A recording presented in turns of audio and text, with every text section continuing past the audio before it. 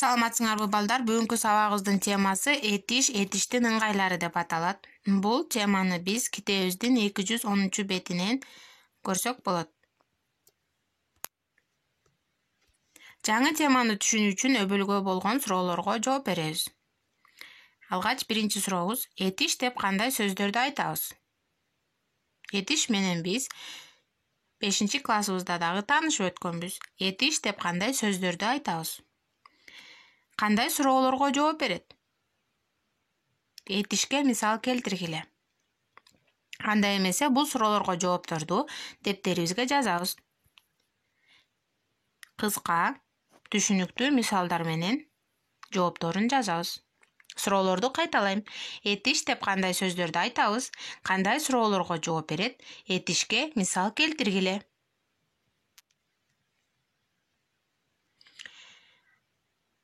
Бул суроолордон тышкары балдар мен силер менен дагы бир көнүгүүнү иштейин деп чечтим. Бул жерде мисалдардан этиш сөздөрдү тапкыла деген тапшырма берилген.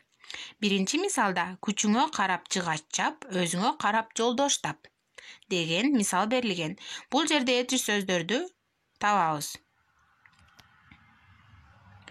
Күчүңө карап жыгач чап деген жерде бул жерде чап деген сөздү этиш деп табабыз.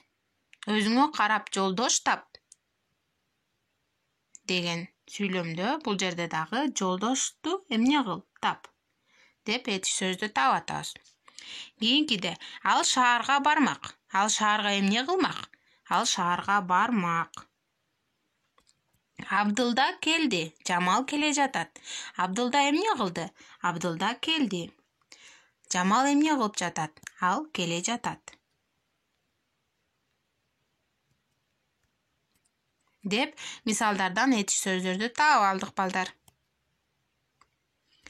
Бүгүнкү сабагыбыздын эрежеси же болбосо аныктамасы төмөндөгүчө. Кыймыл-аракеттин чыныгы иш жүзүнө ашырылышы же ашырылбай калышы сүйлөп жаткан адамдын чындыкка жасаган мамилесине байланыштуу болот. Демек, күчүңө карап жыгач чап, өзүңө карап жолдош тап деген сүйлөмдө бул жерде кыймыл-аракеттин чындыкка ишке аша тургандыгы белгисиз болуп турат. Ал эми кийинки сүйлөмдө дагы ал шаарга бармак. Ал шаарга качан бармак, кантип бармак деп биз дагы бир нече суроолорго туш болобуз. Демек, бул дагы чындыкка жакын эместиги, ишке ашпай тургандыгы бизге белгилүү болду. Кийинки үчүнчү сүйлөмдө Абдылда келди, Жамал келе жатат деп бул жерде кыймыл-аракеттин ишке ашкандыгын жана аша тургандыгын биз түшүнүп жатабыз. Мисалы, Абдылда эмне кылды? Келди. Жамал эмне кылат? Ал келе жатат деп этиштин учур чагын жана келер чагын биз бул жерден таап алат экенбиз. Сүрөткө көңүл бурабыз балдар. Бул жерде бир нече кыймыл-аракетке күбө болуп турабыз. Бирөө күлүп жатат, бирөө самолет учуруп жатат кагаздан, бирөө китеп окуп жатат, өзүңөр күбө болгондой. Кийинки сүрөттө дагы бул жерде кыз бир нерсе жеп жатат. Үчүнчү сүрөттө бул жерде дагы китеп менен таанышуу, бир нерсени түшүнүү, издөө, кароо, ушундай кыймыл-аракеттерди түшүнөт экенбиз.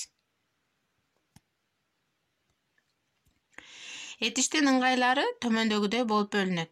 Баяндагыч ыңгай, буйрук ыңгай, каалоо тилек ыңгай, максат ниет ыңгай, шарттуу ыңгай болуп бөлүнөт. Демек, этиштин ушундай 5 түргө бөлүнгөн ыңгайлары бар экен. Бул жанагы биз айтып жаткан иштин чындыкка жакындыгын, иш жүзүнө аша тургандыгын, мамилесин, айтып жаткан адамдын мамилесин ушул ыңгайлар аркылуу биз түшүнө алат экенбиз. Жаңы теманы алгач бышыктоо көнүгүүсү 211 беттеги 418 көнүгүүгө көңүл бурабыз балдар. Бул жерде элдин чыныгы уулу деген текст берилген. Ал тексттен биз этиш сөздөрдү табабыз жана оңго мүчөгө ажыратабыз.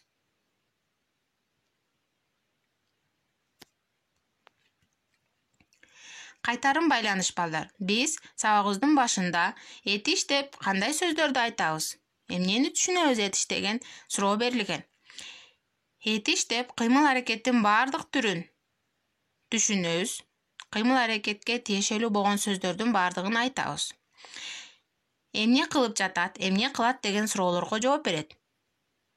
Этиш кандай суроолорго жооп берет экен? Эмне кылып жатат, эмне кылат жана башка ушундай суроолорго жооп берет. Демек, кыймыл аракетке байланыштуу. Ал эми үчүнчүдө болсо, бул жерде этиш сөздөргө мисал келтиргиле деп айтылган. Бул жерден биз жаз келди. Жаз эмне болду? Келди. Айгүл эмне кылып жатат? Айгүл ырдап жатат. Жогору жактан атчандар келе жатышат. Жогору жактан атчандар эмне кылып жатышат? Келе жатышат. Демек, көрдүңөрбү балдар?